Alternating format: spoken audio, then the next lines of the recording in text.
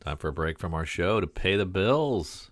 Check out beacons.ai/comicsfunprofit for all the C4 FAP links you could ever need, all in one place. You can provide feedback, listen, support, share, enjoy these. We have our Patreon there. You can buy us a beer or a coffee. You can check out our Instagrams, our Twitters, our Facebooks. Check out our YouTube page.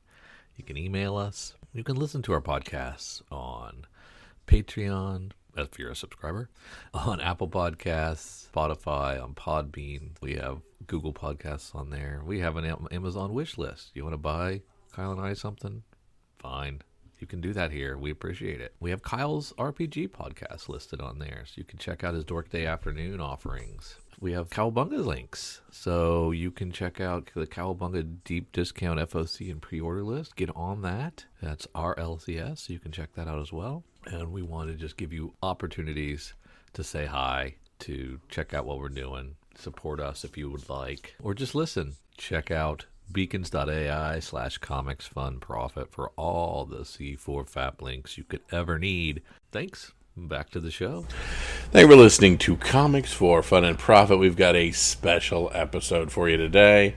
I am here with not only my brother Drew, but I have tapped my son Carson to come in and help us here with this one. We are going to be talking about Blue Beetle. We went and saw the movie within the first few days of it coming out, and we are bringing you our thoughts, our feelings, our gripes, our enjoyments of what we thought of Blue Beetle. And, see if you guys agree with us, want to argue with us on a few things, because coming out of the theater, there were a litany of different opinions on Blue Beetle. Yeah. So, Drew, what'd you think? Well, Carson, did you know who Blue Beetle was before you went to the movies? No, I had no clue what it was. Did you know who OMAC was before you went to the movies? No, I had no clue. Okay. Kyle, how about you? Of course I did.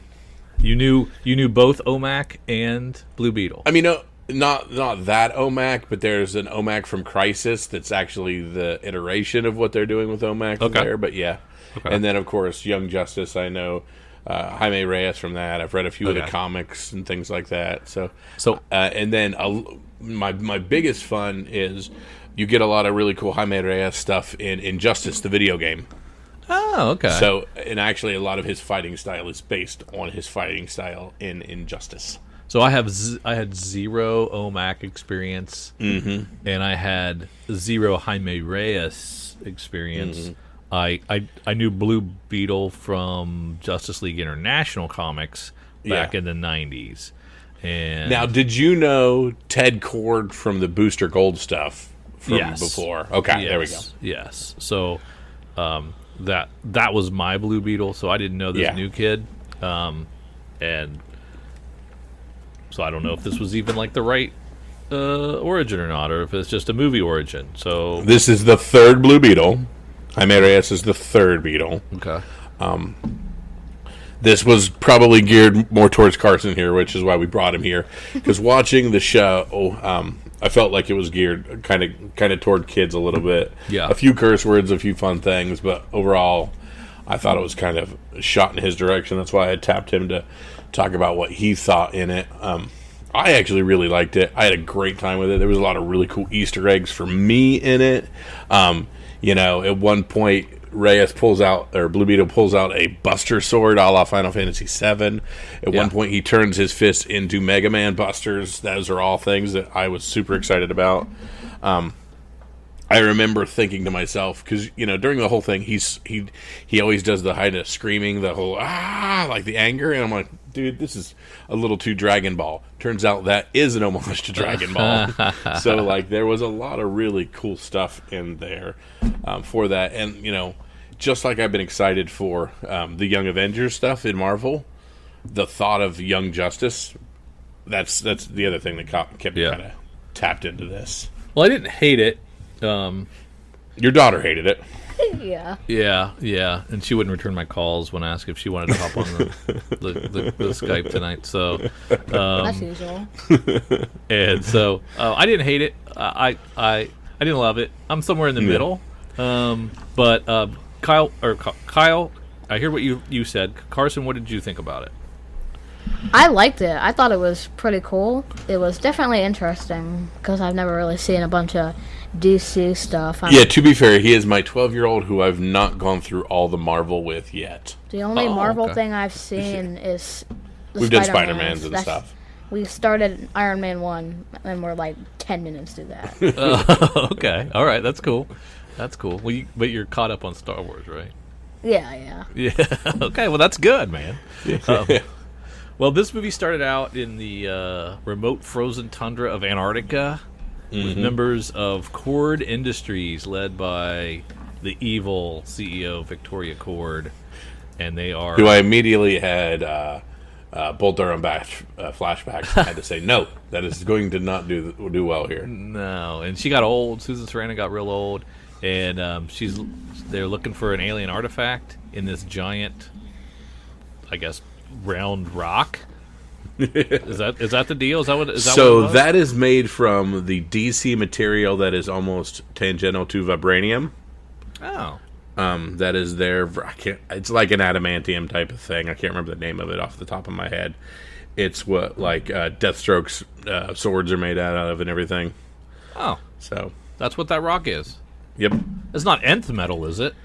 No, it's at whatever. Okay, something else. All right.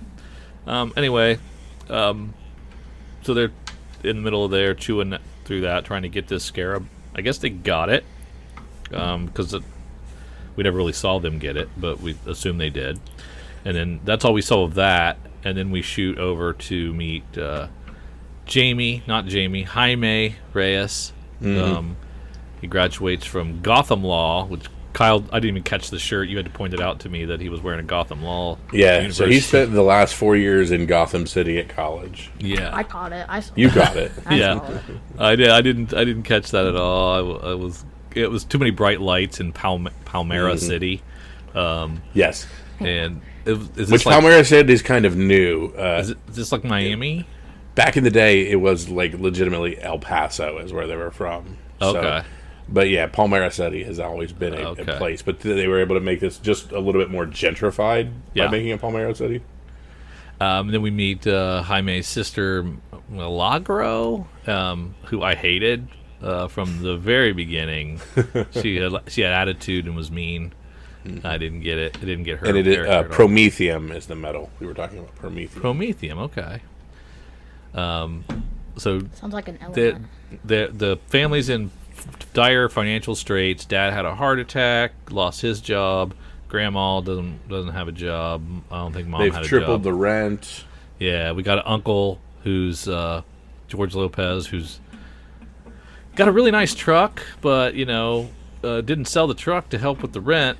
So I don't know what his deal was, but I guess he lives there too in their house. Wasn't really clear, but they're all familia, right? Yep. So the sister gets Jaime a job working cleaning houses, and he just happens to be cleaning the CEO's house for Cord Industries. And they cross paths that way, along with niece Jenny Cord, the super hot Jenny Cord, played by, what was her name? Adriana Barraza, is that her? Yeah, that sounded about right. Yeah, or Zolo. I watched a podcast with her and Zolo in it. Oh, with her and Cholo Maribuena? Yeah. Maybe it's Zolo. Is it Zolo? No, Zolo's the guy, right? Yeah, he's there. Her name is Bruno. It's really long. It's Marquezine. Yeah, Bruno Marquezine, yeah. So she was really great. But they get fired. So but that's how they meet Jenny. And what do we think of Jenny? She's like the good Cord, right? Yeah, she's the daughter of Ted Cord, who was apparently the good guy that tried to keep them from making weapons and all the different stuff. So she's the one that's at least got some, ethics, values, and morality to her. Yeah. And so Jaime jumps to her aid, Jenny's aid, because she's getting attacked by the henchman, who we don't know at the time who he is, but Victoria's henchman there is kind of getting in her face, and Jaime steps in and gets fired for it. Jenny feels bad, says come to the Cord Tower the next day to discuss a job opportunity. Who, real talk, the henchman has the probably the best backstory of anybody involved in this show. Oh, it is. Yeah, we get an extensive look at his life. Yeah. And how he got to there, but not quite yet. We don't know that quite yet. One additional bonus, I'm done here with Carson, and my other 2 children have came down. So if you want to say hi, do it now, Josephine. Hi. And Lincoln, you saying hi? Hi. All right, now they're going to bed. Love you. No, Bye. we're not. So here at Comics for Fun and Profit, it's an entire family affair. What do they think about Blue Beetle? But they don't know. They did not know anything about Blue Beetle. They know nothing about Blue Beetle. To the movies yet. Yes. So the next day, Jenny's upset about the direction of her dad's company, or granddad's company. Her father's. Because it was originally her grandfather. When her grandfather passed away, instead of giving it to Susan Sarandon, He went to gave Ted. it directly to Ted Cord. Gotcha. Okay. And so she steals the scarab, not knowing what it is. Well, she kind of knew what it is. She knows exactly what it is She knows because what it is. her father was obsessed with it throughout his entire life. Yeah. And she puts it in a burger box. Big Belly Burger. Big Belly Burger is a constant staple of DC Comics, as essentially the movies of DC Comics. So it was really cool to see that. Is it really in all the movies? It's in a bunch of the comic book stuff, and whenever they reference a restaurant and stuff, they use Big Belly Burger a lot. Big and it's Belly kind Burger. of got an almost Frisch's Big Boy dude chilling on it stuff. So it turns out the big job. Now Carson's hungry for Frisch's Big Belly Boy. Burgers. Yes. So they pass off the scarab to Jaime because she doesn't want to get caught, and she sends him out with it. Carson, if a pretty girl gives you a box and says don't open it, what are you going to do? Open it. That's what he did. He opened it. You're supposed to not open it, and none of this would have happened if he hadn't opened it. But he chooses to open it. The scarab, I guess, chooses him to be. It chooses to bond with Jaime Reyes, which it did not bond with Ted Cord, Booster Gold, any of the people throughout those generations. It did not choose to do that. Yeah. And so at that point, we're attacked.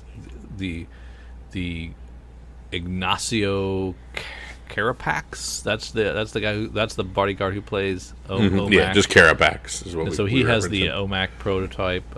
We're introduced to Omac in a commercial earlier that shows hundreds and thousands of Omac packs ready to go.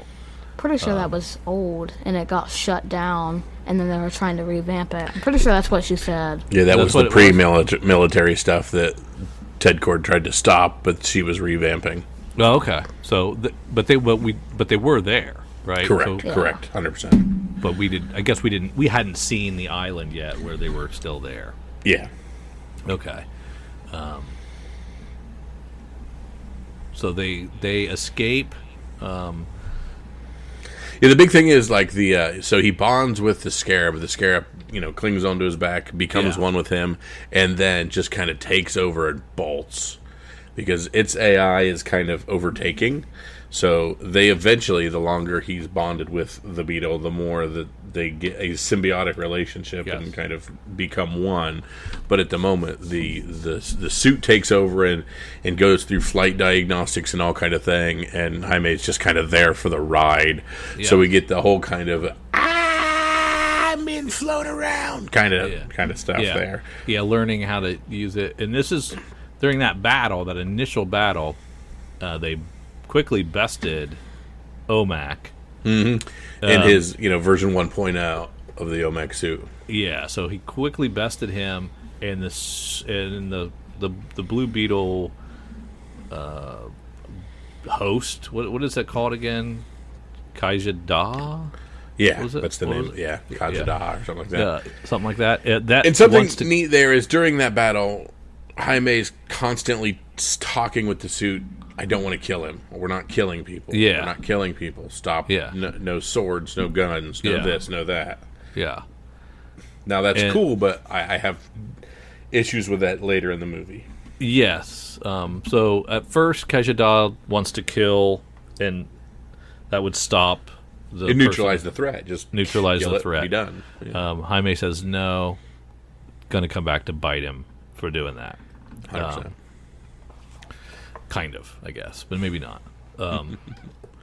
So the reason they went back there, they had to steal a watch, right? Yep. The Apple Watch 1.0. Yeah. So they got the watch, and they go to what, the old island fortress? No, they go. They go to Ted Cord's home, Yes. which is kind of a half zoo, half home, which is Yes. where Jenny grew up. But she just knows that her father's lab and everything's there, and since he spent his entire life analyzing the scarab, it would be full of answers to the scarab and how to remove the scarab or XYZ. Yeah, and that's where we get like a look inside the old school Blue Beetle laboratory, and I bet you there were tons of Easter eggs in there that I didn't catch. Yeah. But it was funny. They were just kind of like dissing the original Blue Beetle.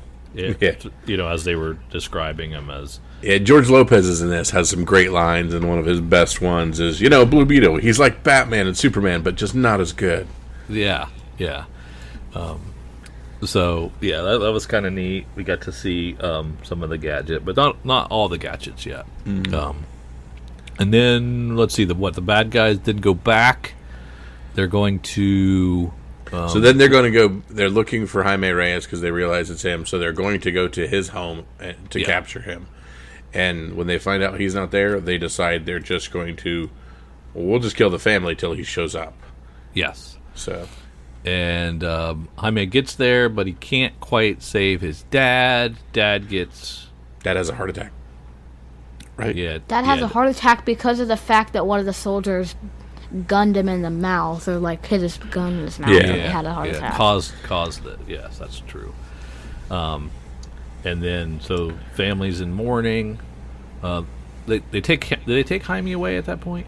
They take him away Blue Beetle because away? they need to extract the rest of the information from the scarab to finalize the protocol for the final OMAC.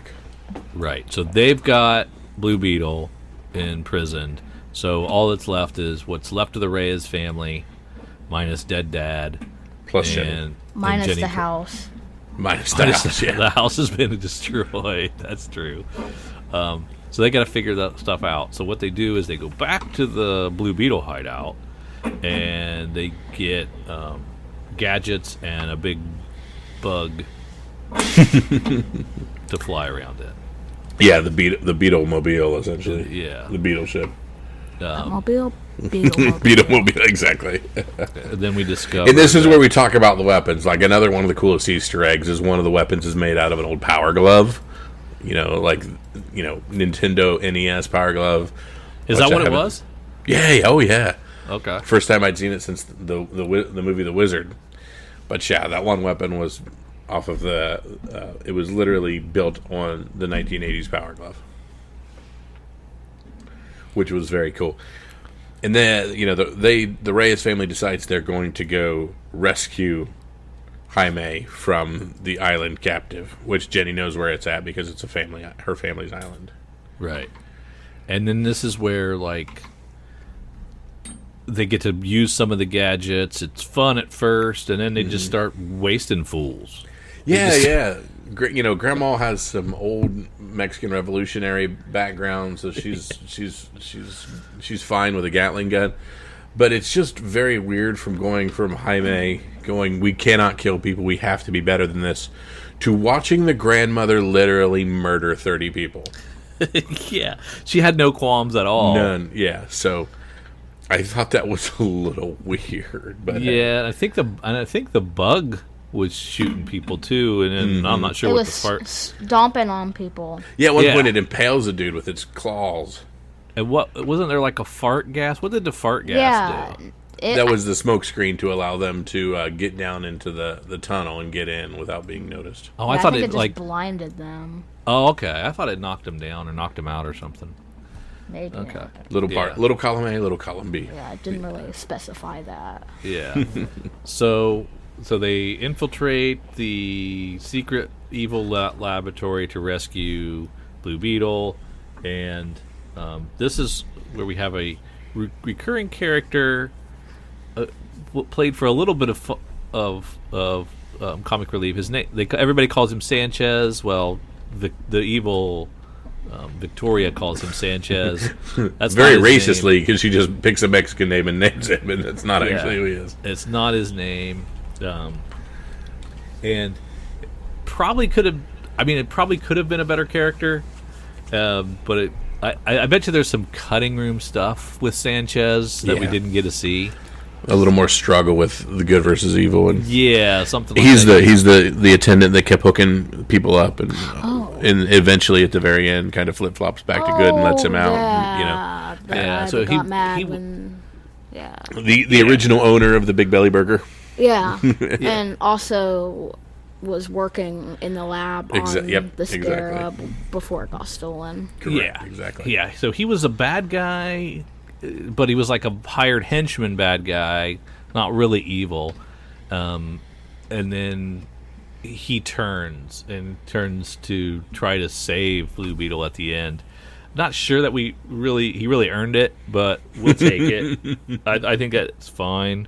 I As you didn't can care. tell from Carson's reaction, completely forgot that character existed. Yeah, and that's exactly what it was. It was forgettable, and I did not care that he sacrificed himself because he was evil for 99.9% of the time, and then at the last second, hey, stop calling me Sanchez.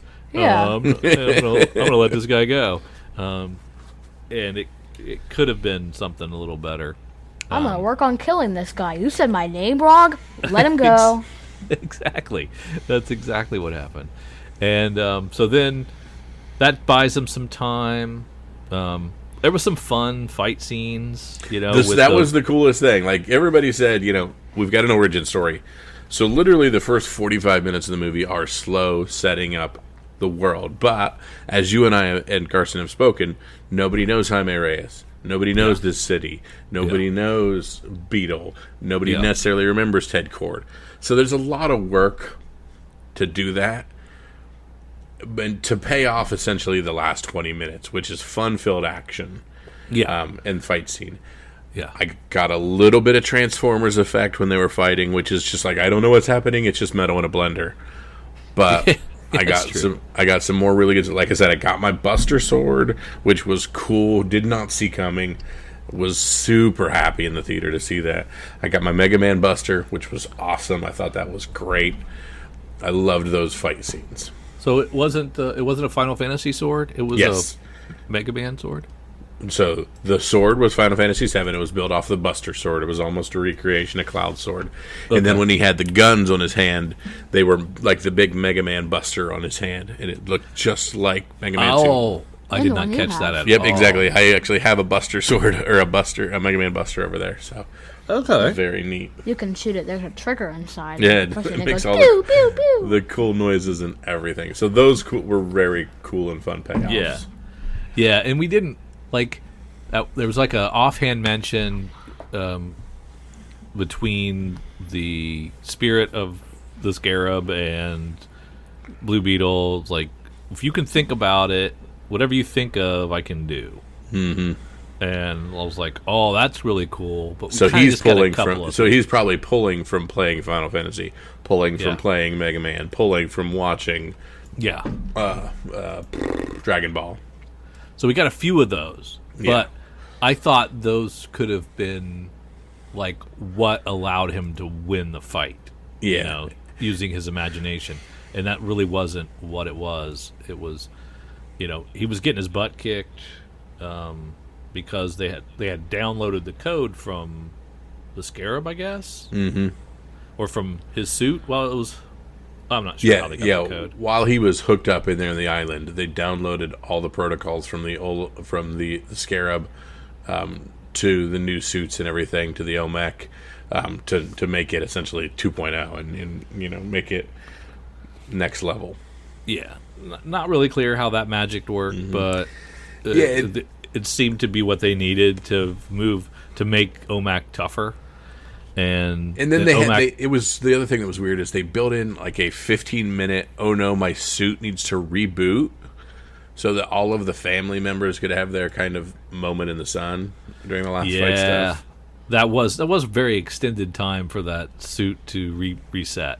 Mm-hmm. That's true. It also seems like that was pretty out of order. Like, why did the suit need to reset? There was nothing that continued to make the suit have to reset. He almost died. So then when he we forgot the part you hated about him, like kind of blacking out and meeting his dad in the afterworld and going through all that. I forgot about that. That was so terrible. So yeah, they did a full Black Panther scene with like he died and he's in the spirit world and he's hanging out with dad, and then he gets brought back.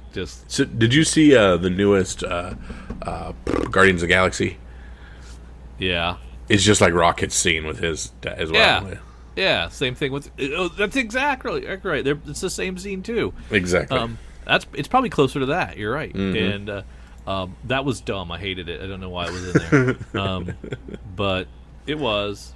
Anyway, so he almost... To be fair, we have trouble with father scenes, too. So, so he was there. He almost died, and it turned out, Rudy was in peril. Uncle Rudy got in peril, and that's what brought him able to overcome the fight and get the upper hand on OMAC.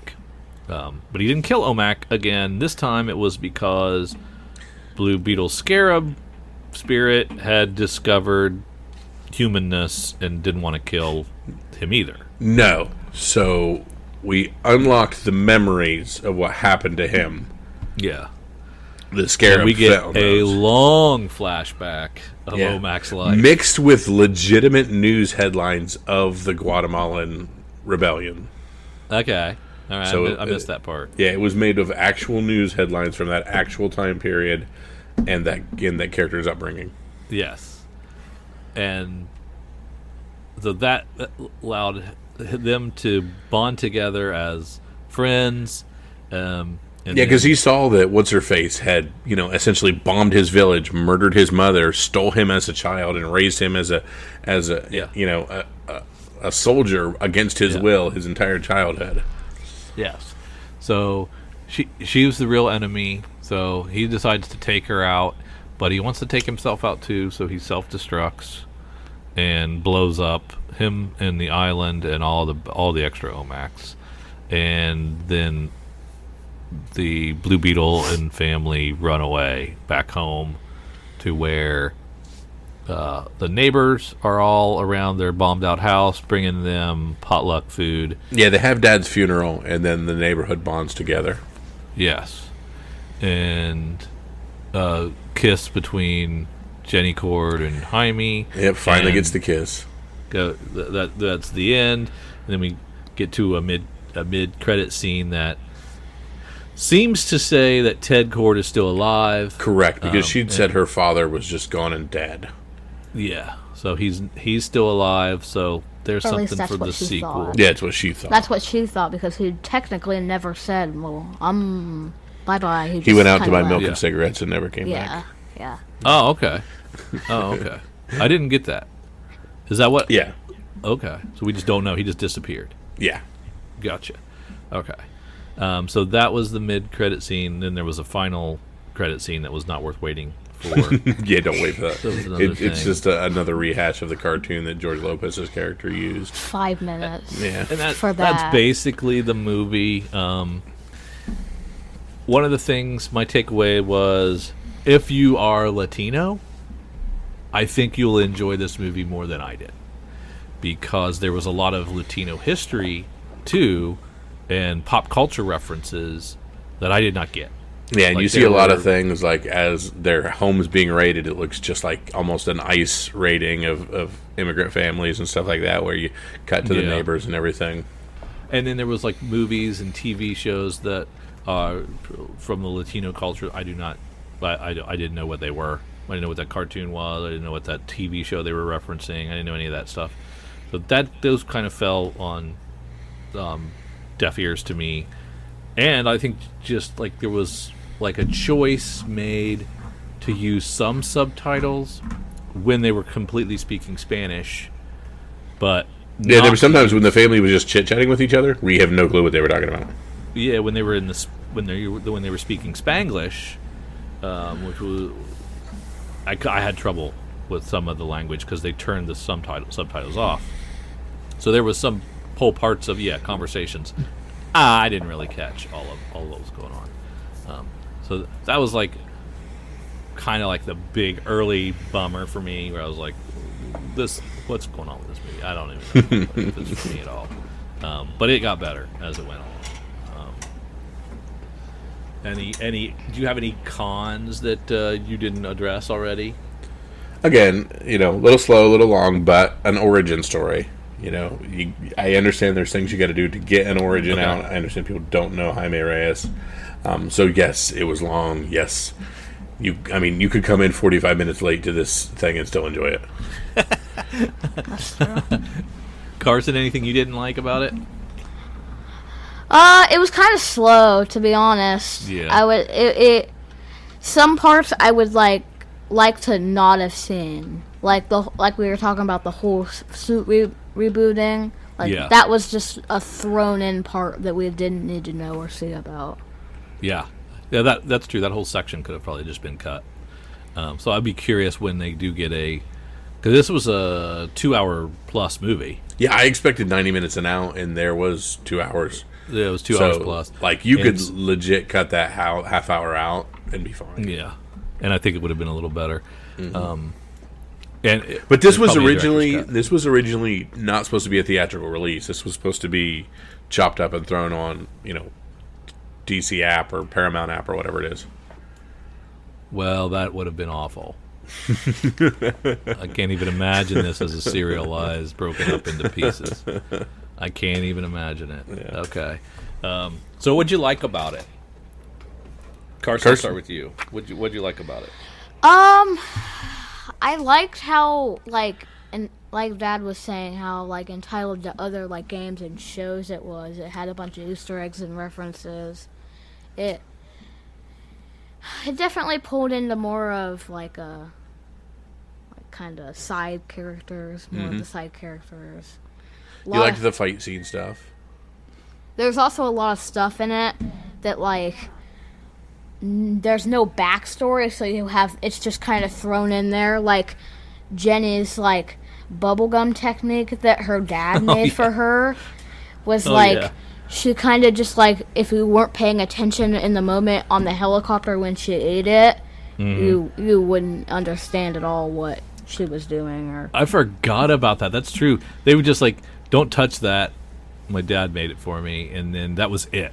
And then later, you barely see her rip it out, shove it in her mouth, and then it's all like a super protective bubble, I guess. Is that what It just got a giant expanding foam type like a thing. ball of grapes and just expands. Yeah, so it was, but it was cool. So you liked the action, you liked the character, you had fun with it. Out of a scale of 1 to 10, what'd you give it? I'd say 7.5 would be my highest. One of your kids dying? My wife. I definitely wouldn't have understood or had any interest in the character if it wasn't for me watching Cobra Kai. Cause Yeah, you like Sheldon Maradona. Oh, okay, yeah. But- That was your gateway. That's cool. yeah, but if I wouldn't have watched Cobra Kai, I would have been like, "Who the heck is this? Why is he playing? Why is he here? What's going Yeah. on?" That's cool. That's cool. I would have never even guessed that would have been like your connection to this. So that's neat. I'm probably like around a 6.5. I'm pretty close to you, really. 6.5, 7. So yeah, it's definitely above average. I liked it, but yeah, I had some problems with it and didn't love it. Did not love it. Yeah, I'm around a 7.5 and 8. I enjoyed it. I thought it was good. A little bit long, of course. Goes through all the tropes of having to be an origin story. A little more difficult. But I liked it. I liked it for kind of setting up the Young Justice world and what it's going to be. You can do a lot of cool things through this. So, all in all, it was definitely worth going. So, it was Does a good it time. deserve a sequel? Do you want to see a sequel with the old guy coming back? Yeah, he's going to be in, we get a Booster Gold TV show, so he's probably going to be in that, or the old guy's going to be in that, and then you can introduce Jaime into other Young Justice stuff, but I don't know that Blue Beetle needs its own standalone, but I wouldn't be Doesn't need against another it. movie? You'd rather see him in TV from now on? Yeah, or if he does another movie, it's about him forming with the other Young Justice people. Oh, you think we have enough DC to do a Young Justice? Who are they? Who do we have? I mean, there's a bunch of different options, but there's, Nightwing can be in it. You can have, Aqualad. Well, these are characters we haven't seen yet. Correct, exactly. Oh, okay. So he's the first official member of Young Justice. In my mind, yes. So, Okay. We're a long way off then. exactly. Absolutely. If we do the Marvel method. But as charismatic as Sholo is in that character, you can throw him in all kinds of stuff and have lots of fun with it because he's a very versatile character to toss in other properties. Very cool. Yeah. All right. Thanks, Carson, for sitting in with us. We appreciate it. Yep. Yeah. So, hey, hopefully we can do more reviews of stuff like this next time, too. See ya. Our LCS is Cowabunga Comics, Lake Country, Wisconsin's best pop culture destination for new comics, back issues, gaming, retro video games, vinyl, and figures. Give them a call, 262-569-9999. Check them out online at cowabungacomics.com or follow them on Twitter at Incredicow. They are our LCS, and we utilize their deep discount mail order service to bring Oconomowoc, Wisconsin closer to us. They'll take care of you. Tell them Drew and Kyle sent you. Say hi to Eric and James from us. If you need an LCS, you can't go wrong with Cowabunga Comics.